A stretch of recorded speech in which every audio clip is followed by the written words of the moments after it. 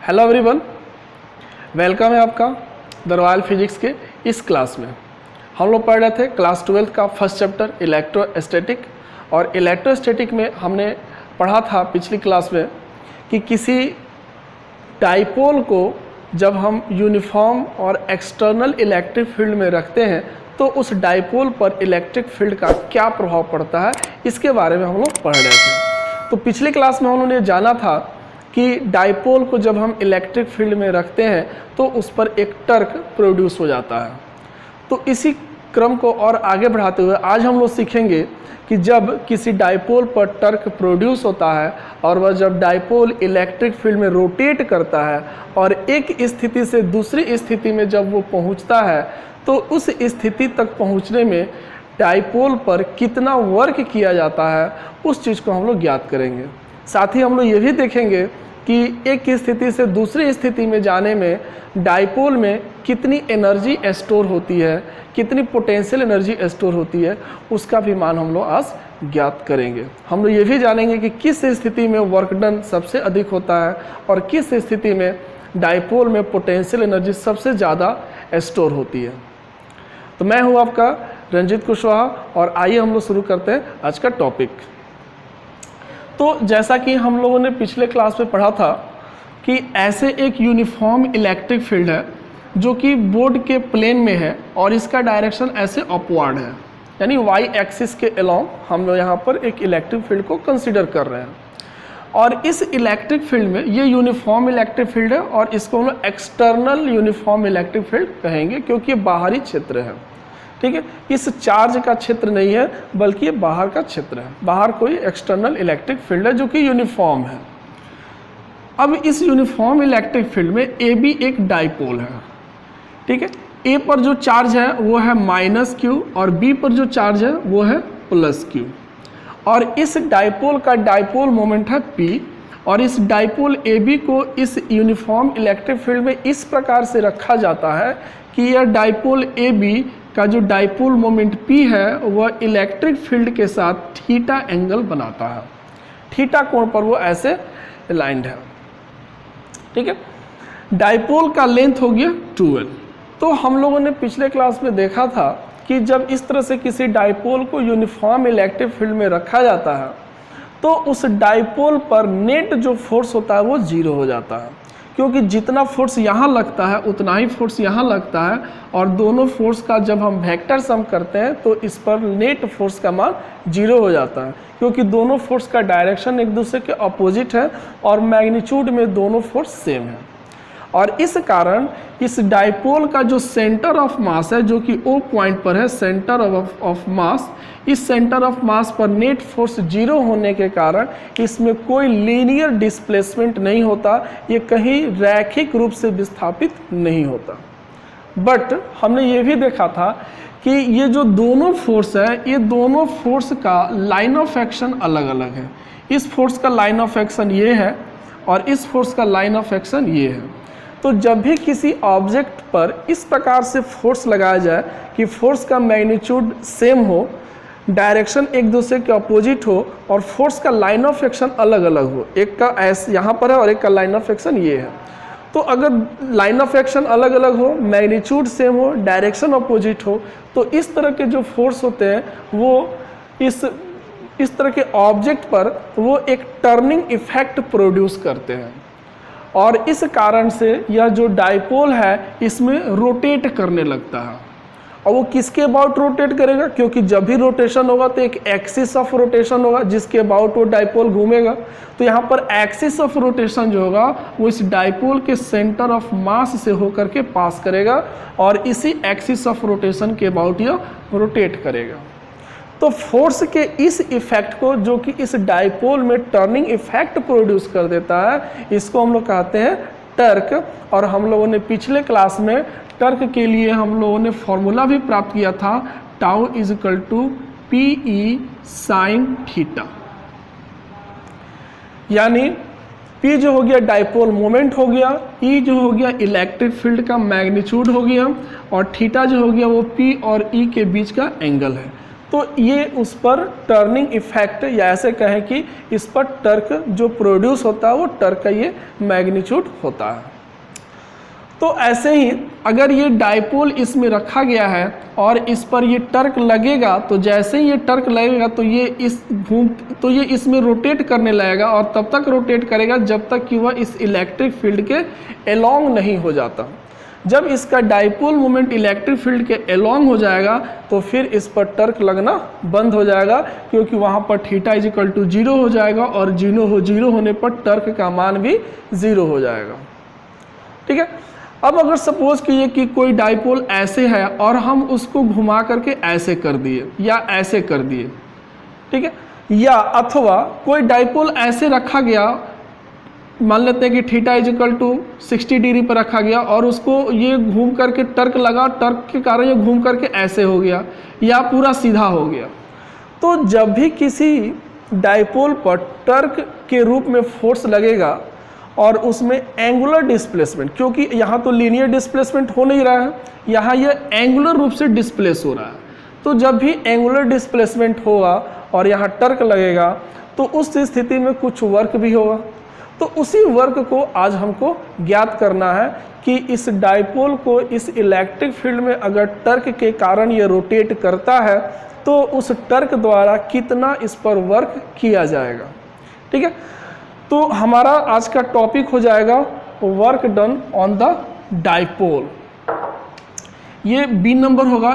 ए number में हम लोगों ने टर्क निकाला था, बी नंबर में हम लोग निकालेंगे work done on the dipole.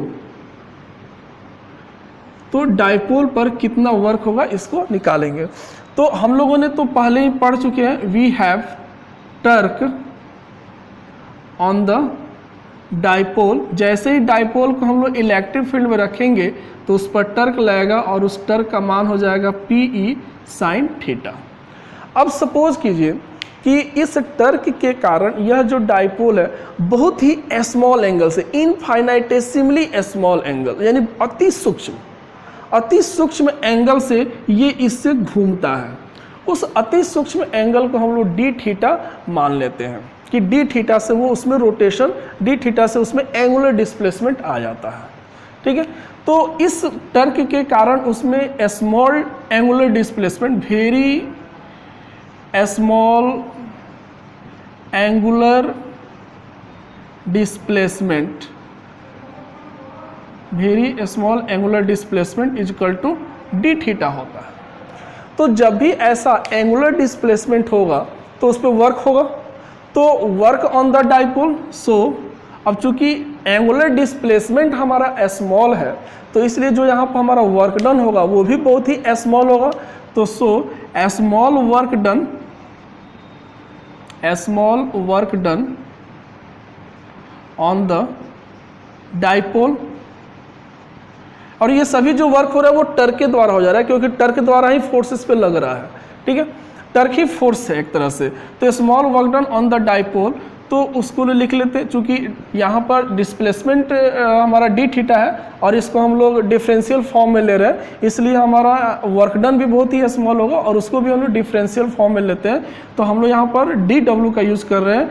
तो वर्क डन बराबर होता है फोर्स इंटू डिस्प्लेसमेंट।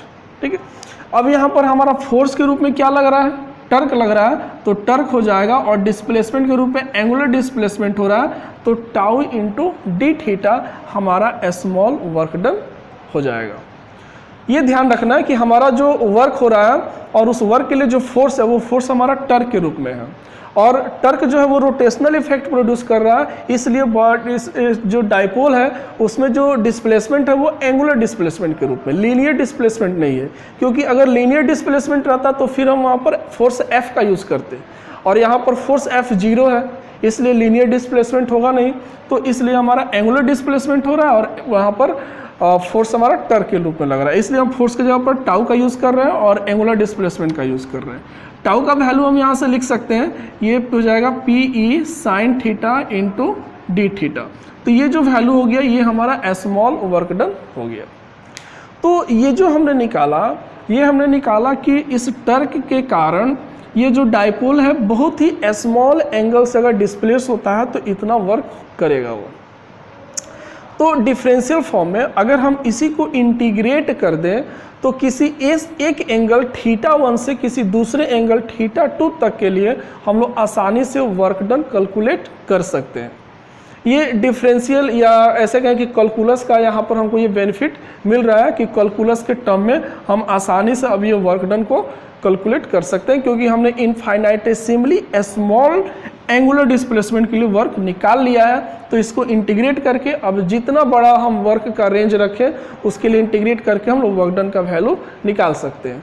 तो लिखेंगे now total work done in rotating the dipole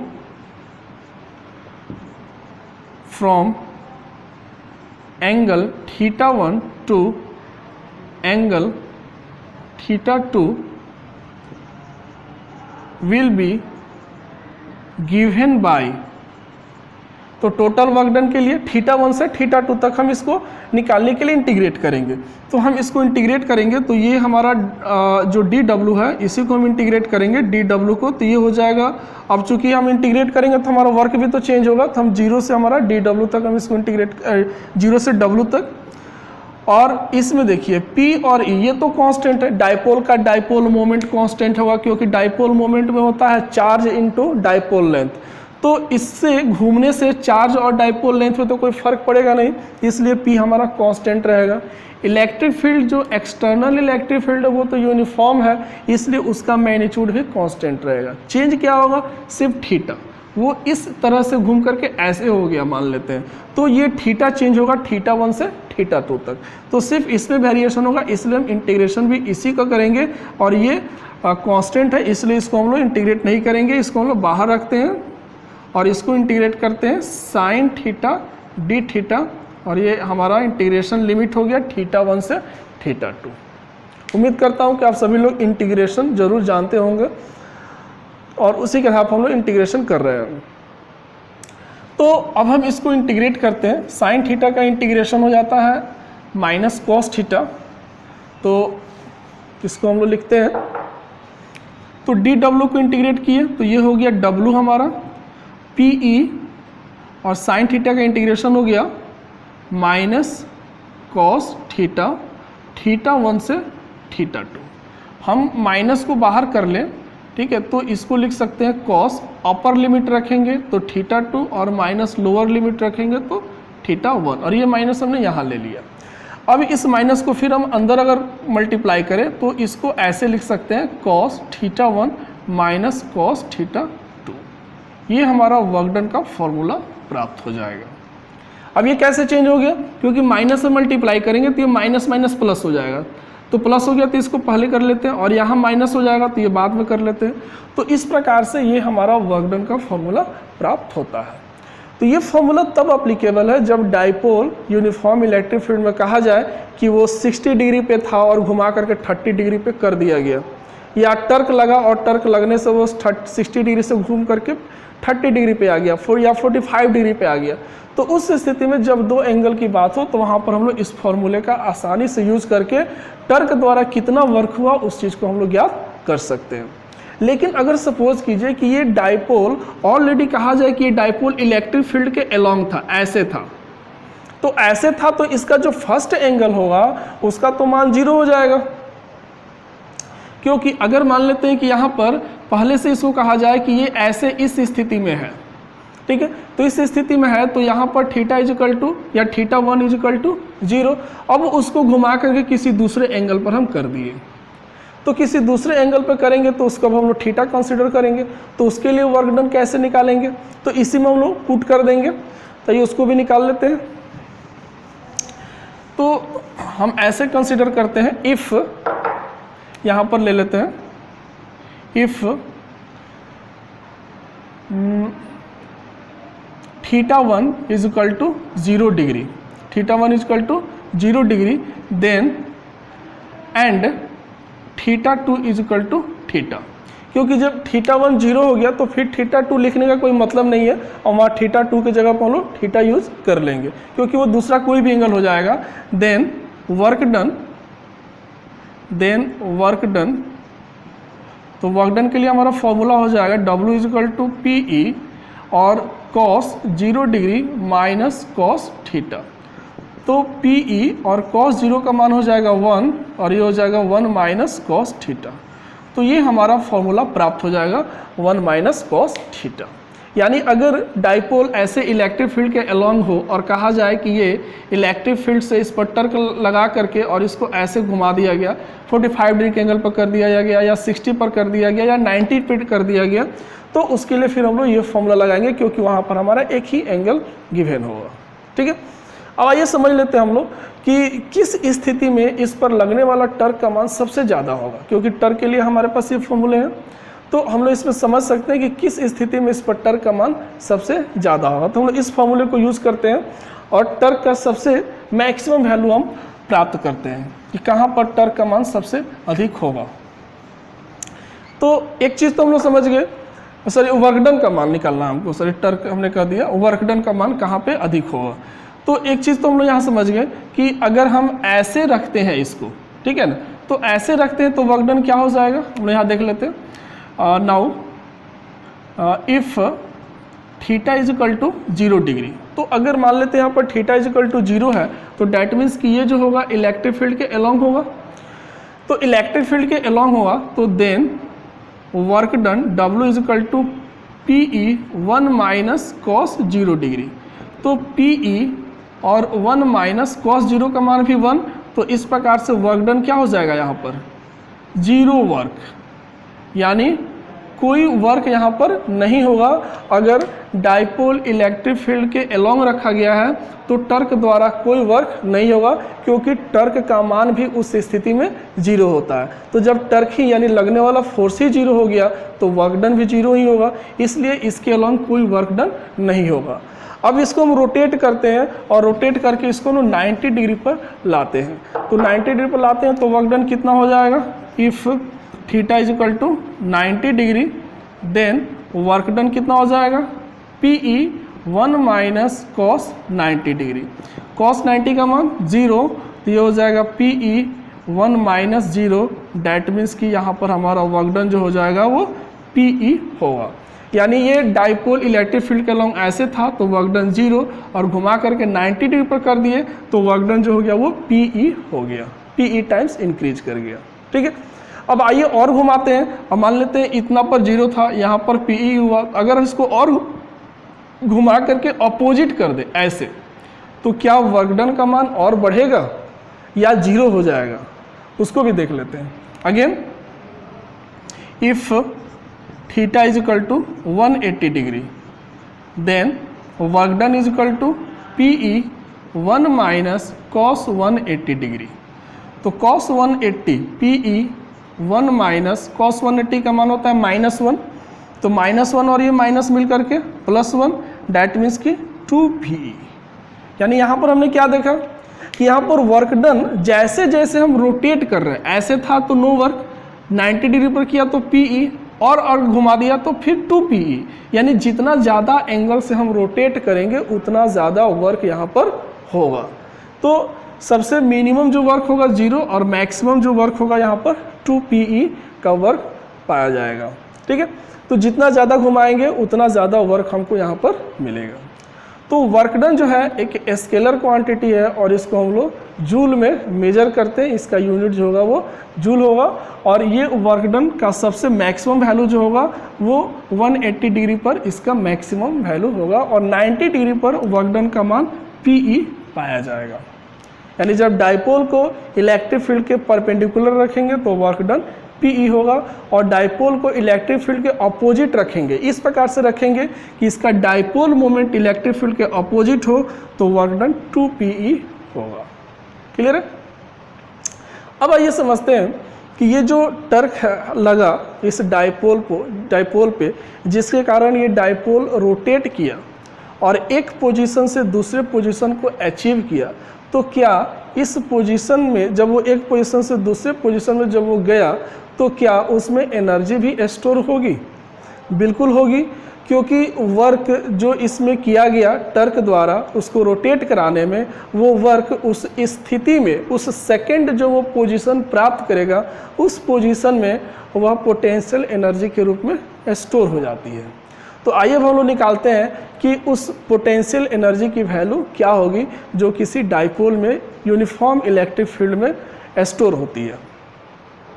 तो आज का हमारा ये जो तीसरा सी नंबर जो टॉपिक हो जाएगा वो हो जाएगा पोटेंशियल एनर्जी। पोटेंशियल एनर्जी, इसको हम लोग हेडिंग कर लेते हैं। सबसे पहले potential energy of the dipole, यानी डाइपोल को जब हम यूनिफॉर्म इलेक्ट्रिक फील्ड में रखेंगे और जब उस पर टर्क लगेगा और टर्क लगने से जब वो रोटेट करेगा और वह पहले स्थिति से दूसरी स्थिति को जब वो प्राप्त करेगा तो उसमें कितनी पोटेंशियल एनर्जी स्टोर होगी उसका मान हम लोग यहाँ पर ज्ञात करेंगे। तो फिर हम लोग वहीं से शुरू करते हैं। जैसे ही हम लोग डाइपोल को रखेंगे तो उस पर एक टर्क प्रोड्यूस होगा और वी हैव उस पर जो टर्क है टाउ इज इक्वल टू लिखेंगे पी ई साइन थीटा। और फिर हम ये कंसीडर करते हैं कि इस टर्क के कारण डाइपोल जो है इलेक्ट्रिक फील्ड में एक बहुत ही स्मॉल एंगल से वो डिस्प्लेस होता है। तो फॉर हम लिख सकते हैं for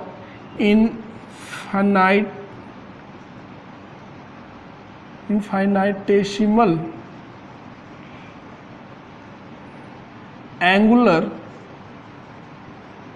displacement D theta work done D W is equal to tau into D theta, और इसलिए D W is equal to P E sine theta into D theta हम लोग वर्क डन का स्मॉल वर्क डन का मान हम लोग लिख सकते हैं। अब यहाँ पर एक और चीज़ समझना है। अब सपोज कीजिए कि ये जो डाइपोल है, हम जब ये डाइपोल इस इलेक्ट्रिक फील्ड में कंस्ट्रक्ट किया गया उस स्थिति पर हम लोग थोड़ा सा विचार करते हैं।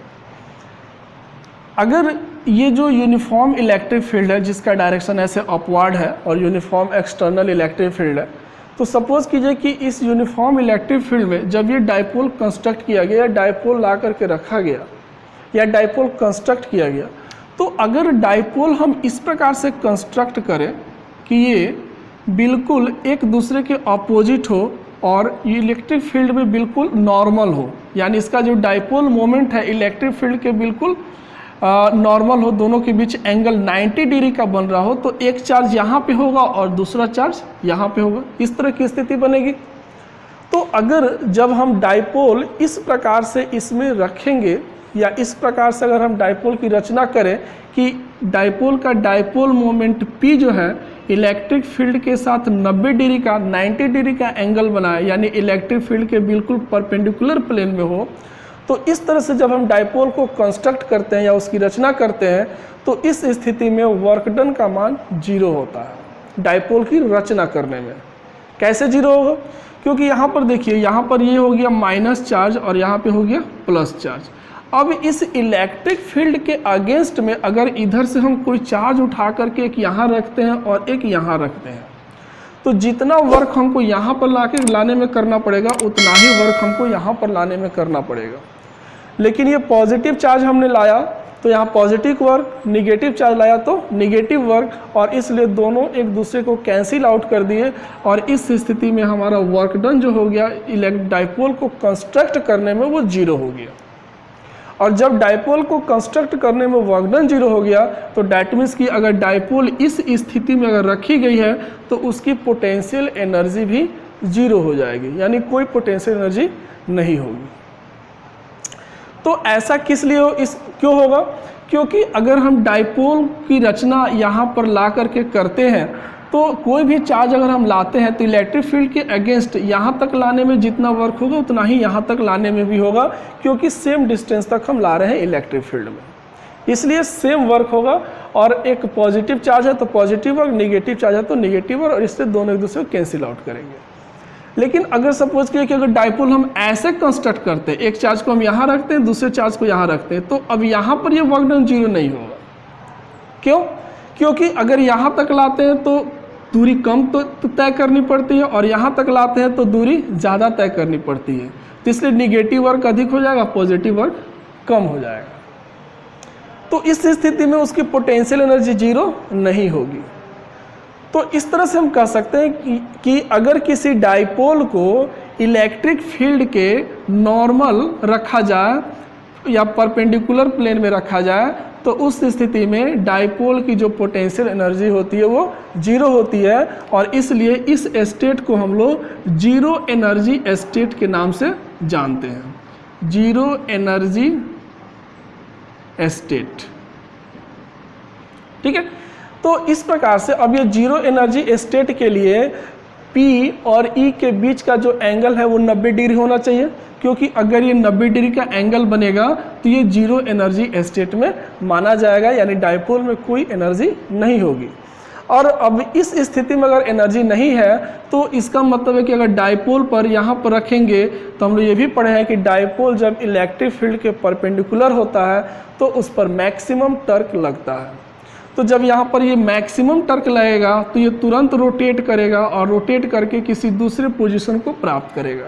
तो डैट मीन्स कि यहाँ पर तो उसकी एनर्जी 0 थी, लेकिन जब ये रोटेट करके दूसरा पोजीशन प्राप्त करेगा तो वहाँ पर उसकी एनर्जी 0 नहीं होगी, और उसमें कुछ एनर्जी, पोटेंशियल एनर्जी स्टोर हो जाएगी, जो टर्क द्वारा उसको रोटेट कराने में वर्क किया जाएगा, और वही वर्क उसमें पोटेंशियल एनर्जी के रूप में स्टोर हो जाएगी। तो कितनी एनर्जी स्टोर होगी, तो उसको निकालने के लिए ये जो हमने पिछली बार जब वर्क डन निकाला था, तो यहाँ पर हमने इसी चीज़ को इंटीग्रेट किया था, और हमने इंटीग्रेट किया था θ1 से θ2 तक के लिए, यानी एक एंगल से दूसरे एंगल तक उसको डिस्प्लेस करने के लिए, डिस्प्लेस कराने में वर्क डन। लेकिन अब हम इसको इंटीग्रेट करेंगे तब हमारा लिमिट क्या हो जाएगा, जीरो एनर्जी स्टेट से किसी दूसरे स्टेट तक। तो जीरो एनर्जी स्टेट का मतलब हो गया कि यहाँ पर θ हम 0 लेंगे, यानी θ1 पहला एंगल जो हो जाएगा वो हमारा, पहला एंगल जो होगा हमारा 90 डिग्री होगा, क्योंकि 90 डिग्री पर उसकी एनर्जी 0 है। और θ2 हम कोई दूसरा एंगल θ चूज करेंगे, क्योंकि दूसरा कोई भी एंगल हो सकता है। तो हमारा इंटीग्रेशन लिमिट हो जाएगा θ1 90 डिग्री से θ2 θ तक, ठीक है। तो अब इसको वर्क डन निकालेंगे, और वही वर्क डन उसमें पोटेंशियल एनर्जी के रूप में स्टोर होती है according to work energy theorem. यानी किसी भी ऑब्जेक्ट पर अगर फोर्स लगा करके वर्क किया जा रहा है तो वह वर्क उस ऑब्जेक्ट में स्टोर हो जाती है एनर्जी के रूप में, ठीक है। अब वो पोटेंशियल एनर्जी के रूप में भी स्टोर हो सकती है, काइनेटिक एनर्जी के रूप में भी स्टोर हो सकती है, वो डिपेंड करता है कि ऑब्जेक्ट किस तरह के स्टेट में है। तो now work done, total work done in rotating the dipole from zero energy state, its लगाते हैं, its zero energy state θ1 = 90 degree to another to θ2 = θ। θ1 = 90 degree और θ2 = θ, कोई दूसरा एंगल हम लोग मान लेते हैं। तो इज गिवन बाय, तो टोटल वर्क डन कितना हो जाएगा, इसको इंटीग्रेट कर लेंगे dw को 0 से लेकर के w तक, और ये हो गया PE sin θ dθ, और इसको इंटीग्रेट करेंगे हम 90 डिग्री से लेकर के θ तक। तो इस पर PE हमारा कांस्टेंट है, ये बाहर आ जाएगा, बल्कि हम उसको बाहर ही लिखते हैं। तो इसको हम लोग ऐसे यहाँ पर हम ये इंटीग्रेशन लगा देंगे 90 डिग्री से θ तक, और ये बाहर हो गया PE। तो dw का इंटीग्रेशन हमारा w हो गया PE, और sin θ का इंटीग्रेशन हो जाएगा -cos θ 90 डिग्री से θ तक, ठीक है।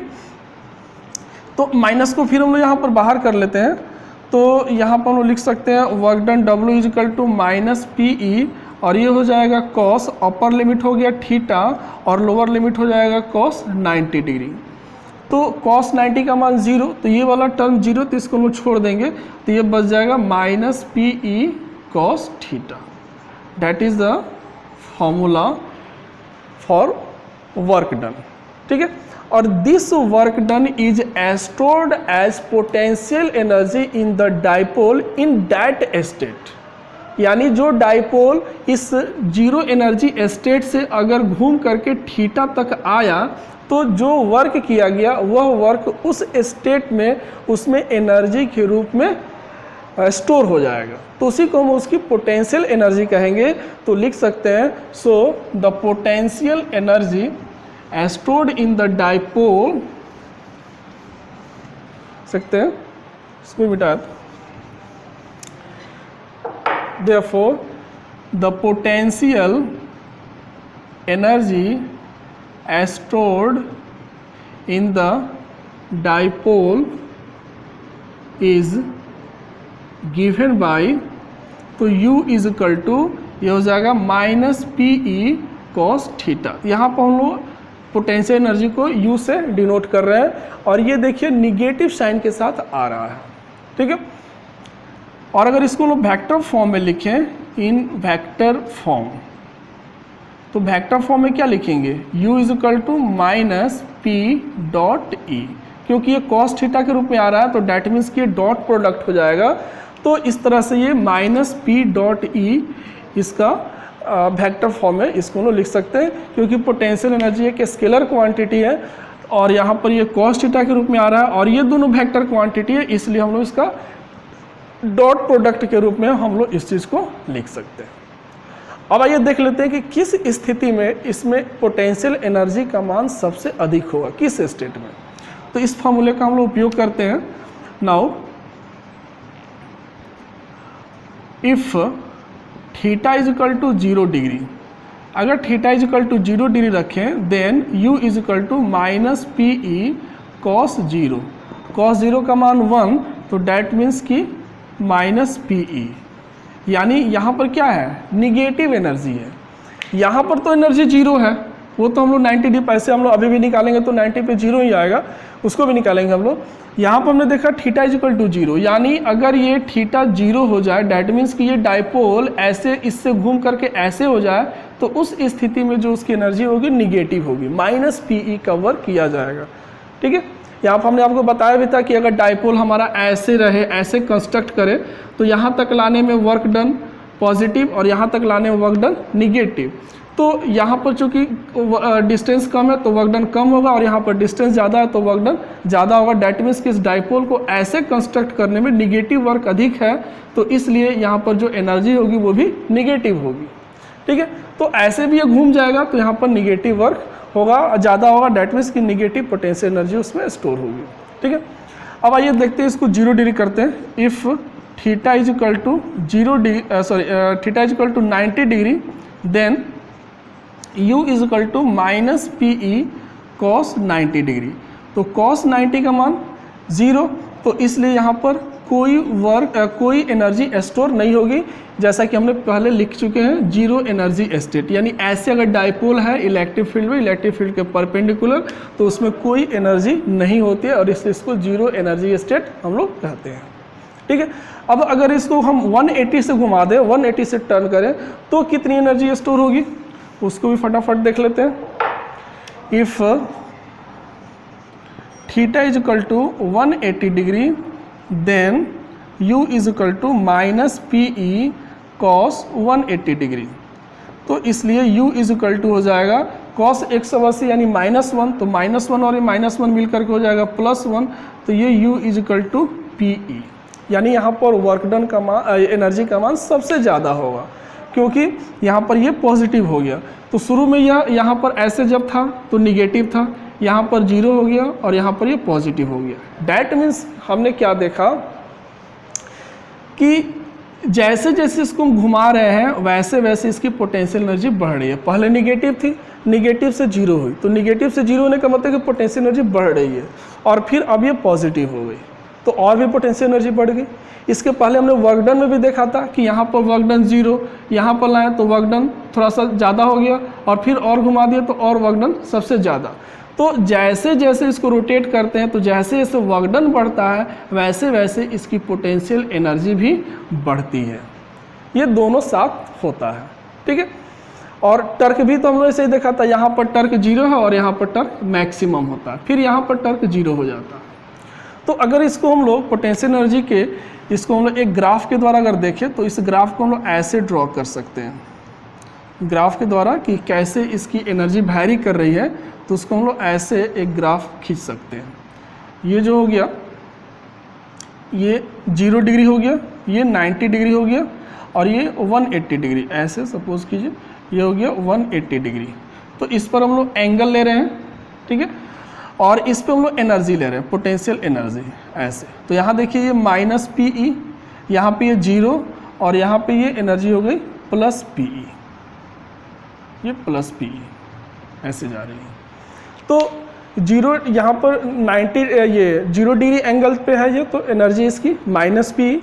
फिर उसके बाद से क्या हुआ कि एनर्जी बढ़ने लगी, 90 डिग्री पे एनर्जी 0, और फिर एंगल और बढ़ने पे पोटेंशियल एनर्जी और बढ़ी, और 180 डिग्री पर ये हो गया प्लस PE। तो ऐसे इसको हम लोग ग्राफिकली पोटेंशियल एनर्जी को शो कर सकते हैं। तो ये हमारा कंप्लीट होता है कि जब कोई dipole uniform electric external electric field में रखा जाता है तो उस पर टर्क लगता है। टर्क लगने के कारण उसमें रोटेशनल इफेक्ट उत्पन्न होता है, वो रोटेट करता है। तो टर्क द्वारा उस पर कितना वर्क किया जाता है उसको हमने देखा। फिर उस पर रोटेशन होने से वह अपने पोजीशन को चेंज करता है, और इस प्रकार से उसमें पोटेंशियल एनर्जी भी स्टोर होती है। हमने उसके लिए भी फॉर्मूला प्राप्त किया, ठीक है। अब आइए इस पर कुछ हम लोग न्यूमेरिकल्स सॉल्व करते हैं जिससे कि इसका कंसेप्ट हमारा और अच्छे तरह से क्लियर हो जाए। तो हमारा पहला क्वेश्चन है नंबर,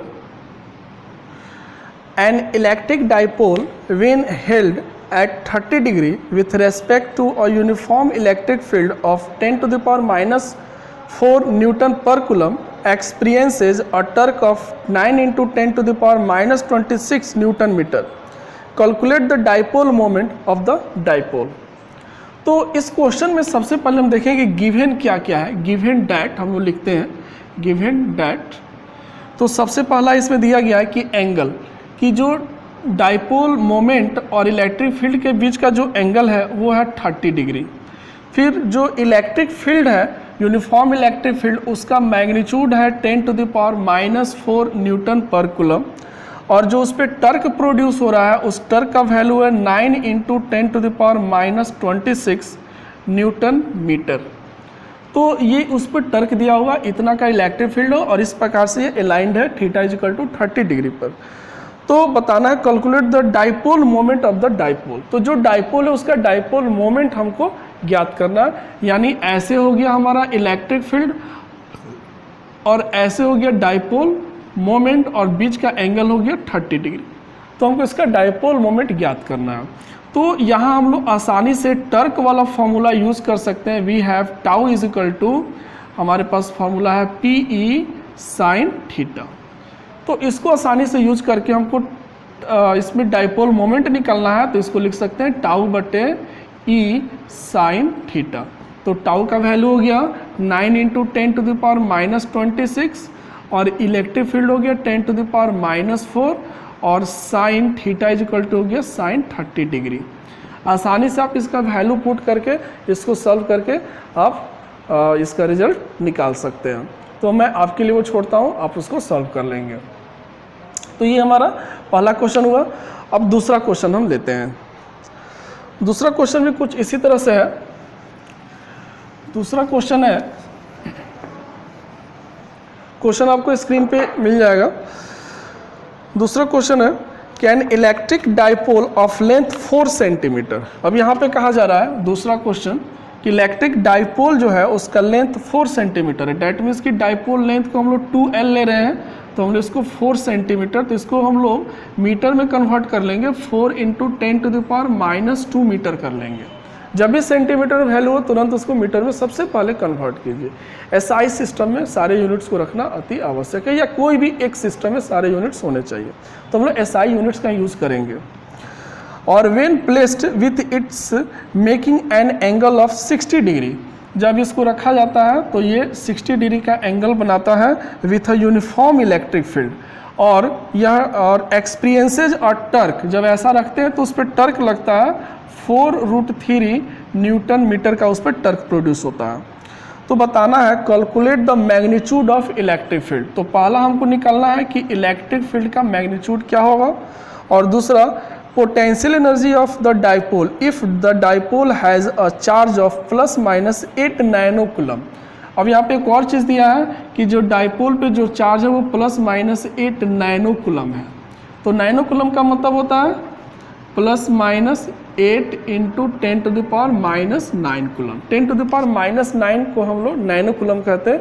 तो ये चार्ज भी गिवन है, कह रहा है कि अगर इतना चार्ज दिया है तो डाइपोल पर पोटेंशियल एनर्जी कितनी होगी, तो हमको दूसरा निकालना है इसकी पोटेंशियल एनर्जी, पोटेंशियल एनर्जी कितनी होगी। तो अभी हमने सारा चीज़ों का फॉर्मूला निकाला हुआ है, तो उसी फॉर्मूले का हम लोग यूज़ करेंगे। हम फॉर्मूला यहाँ पे एक बार लिख देते हैं। हमने टर्क के लिए फॉर्मूला निकाला है PE sin theta, work done के लिए फॉर्मूला निकाला है हमने PE 1 - cos थीटा, और फिर हमने पोटेंशियल एनर्जी के लिए निकाला है -PE cos थीटा, और डाइपोल मोमेंट P = होता है Q × 2L। तो ये हमारे पास फॉर्मूले हैं और इन्हीं फॉर्मूला का हमको यूज़ करना है। क्लियर है? तो ये हमको E = यहाँ पर निकालना है। तो अब यहाँ E निकालना है और टाउ दिया हुआ, तो टाउ दिया हुआ तो आसानी से हम लोग इस फॉर्मूले का यूज़ कर सकते हैं। ठीक है, तो उसी फॉर्मूले का हम लोग यूज़ करके और यहाँ से E का मान हम लोग निकाल सकते हैं। तो फर्स्ट निकालने के लिए we have tau = PE sin theta. तो हमको यहाँ E निकालना है, तो E = तो ये हो जाएगा टाउ/P sin थीटा। अब P जो है, P को हम लोग Q × 2L के रूप में लिख सकते हैं।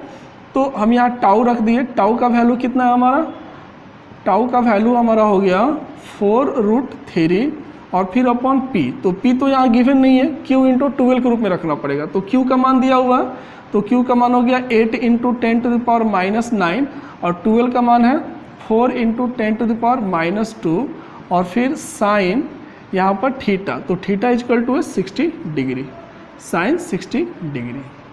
क्लियर? तो साइन 60 डिग्री √3/2 हो जाएगा। तो इसको लोग सॉल्व कर सकते हैं। 4 से ये 4 कैंसिल हो जाएगा, तो ऊपर हो जाएगा √3 और नीचे हो जाएगा 8 × ये हो गया 9 और ये 2 मिल करके 10⁻11 और ये हो जाएगा √3/2। तो √3 से √3 कैंसिल और ये 2 से कैंसिल, तो 4 हो जाएगा। ठीक है, तो ये हो गया 1/4 × 10⁻11 न्यूटन पर कूलम। तो अगर हम इसको एक 10 इसको डिवाइड कर दें तो 10/4 × 10 न्यूटन पर कूलम ऐसे हम लोग लिख सकते हैं। तो ये 4×4 ठीक है, और 10⁻10 न्यूटन पर कूलम का इलेक्ट्रिक फील्ड हमको यहाँ पर मिल जाएगा। तो ये हमारा हो जाएगा फर्स्ट सॉल्यूशन। और फिर इसका दूसरा है पोटेंशियल एनर्जी भी हमको निकालनी है। तो पोटेंशियल एनर्जी के लिए अगेन हम यूज़ करेंगे, अगेन U = हमारे पास फॉर्मूला क्या है -PE cos थीटा। तो माइनस और P के जगह पर हम लोग फिर Q × 2L यूज़ करेंगे, Q × 2L और E और फिर cos थीटा = 60 डिग्री। तो माइनस और फिर यहाँ पर Q का वैल्यू हो गया 8 × 10⁻⁹, 12 का वैल्यू हो गया 4 × 10⁻², इलेक्ट्रिक फील्ड का वैल्यू हो गया यहाँ पर हमने निकाला था 2.5 × 10⁻10 और cos 60 डिग्री, तो cos 60 डिग्री हो जाएगा 1/2। ठीक है, अब आसानी से इससे आप सॉल्व कर सकते हैं। ये 2 से 4 ये हो जाएगा 8, सॉरी 8 से ये 8 डिवाइड हो जाएगा 2 से, तो 4 हो जाएगा। तो ये हो जाएगा 4 × 4 = 16 और 16 × 32 और 8 40 हो जाएगा, और इंटू 10 टू द पावर कितना हो जाएगा 9 और ये 2 -11 और उसमें से ये 10 निकल जाएगा प्लस, तो -1 हो जाएगा। ठीक है, तो ये जूल में इतनी एनर्जी हो जाएगी। तो इसको फिर ये 10 और ये कट जाएगा तो ये हमारा हो जाएगा मात्र 4 जूल का वर्क किया जाएगा। -4 जूल, सॉरी माइनस से छूट रहा है, ये माइनस यहाँ लगा देंगे तो -4 जूल का वर्क यहाँ पर किया जाएगा। तो यहाँ पर पोटेंशियल एनर्जी हमारी माइनस में है। ठीक है, तो ये रहा हमारा दूसरा क्वेश्चन।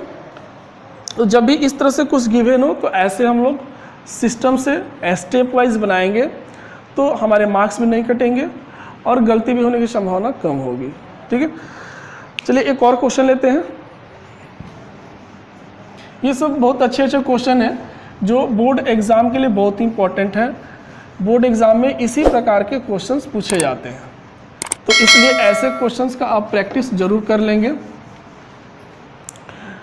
चलिए एक और क्वेश्चन लेते हैं। एन इलेक्ट्रिक डाइपोल, थर्ड हमारा क्वेश्चन है। An electric dipole is placed with its axis making an angle of 30 degree to a uniform electric field।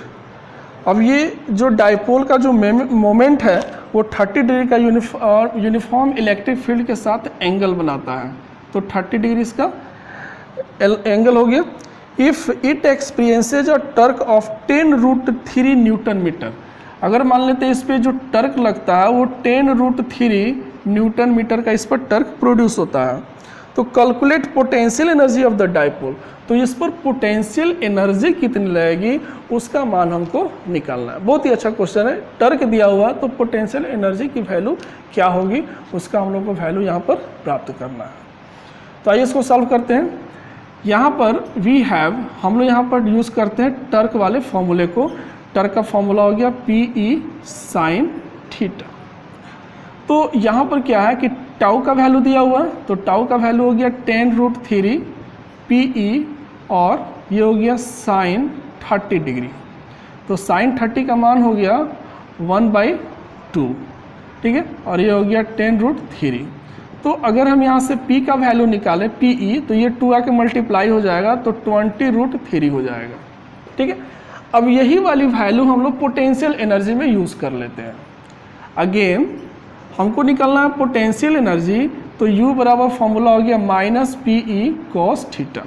तो -PE के जगह पर हम लोग पूरे के जगह पर इतना रख देंगे 20√3 और cos 30 डिग्री। तो cos 30 डिग्री का मान हो जाएगा √3/2। तो √3/2, तो ये हो जाएगा √3/2।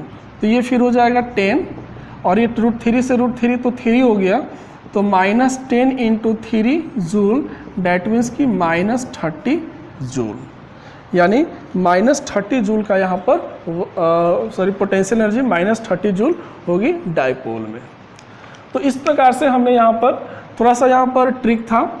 यहाँ पर बस 2 ही चीज़ दिया था और पोटेंशियल एनर्जी निकालने के लिए कह रहा था, तो हमने इस 2 ही चीज़ का यूज़ करके हमने 2 का वैल्यू यहाँ प्राप्त कर लिया PE का, और इसको हमने डायरेक्ट यहाँ पर यूज़ कर लिया। तो इस तरह से भी क्वेश्चन होते हैं जिसमें हम लोग एक के वैल्यू की जगह पर 2 कंपाउंड वैल्यू निकाल करके तब हम उसको आगे फॉर्मूला में यूज कर सकते हैं। तो आप इस तरह के और भी क्वेश्चंस आपके बुक्स वगैरह में होंगे, आप उस पर भी प्रैक्टिस कर सकते हैं। तो हमारा आज का सेशन यहीं पे कंप्लीट होता है और उम्मीद करता हूँ कि ये सेशन आपको ज़रूर समझ में आया होगा और पसंद भी आया होगा। आपको ये कितना अच्छा लगा और आपके स्टडी में ये कितना सहायक है हमें ज़रूर कमेंट्स करके बताएं, हमें आपके कमेंट्स का इंतज़ार रहेगा। तो देखते रहिए, सीखते रहिए आपके अपने चैनल द रॉयल फिजिक्स पर। मिलते हैं नेक्स्ट क्लास में एक नेक्स्ट टॉपिक के साथ।